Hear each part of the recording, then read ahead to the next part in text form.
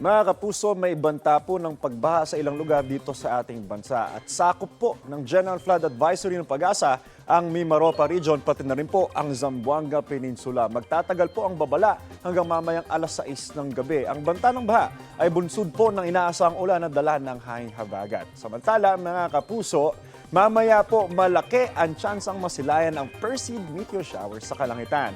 Mula pasado alas 10 ng gabi, ang peak ng nasabing meteor shower na yan, ayon po yan sa Pag-asa. Isa raw po ito sa most anticipated annual events para sa mga skywatcher. Hanggang 150 na bulalakaw ang posibleng masilayan bawat oras. Paalala po mga kapuso, stay safe and stay updated.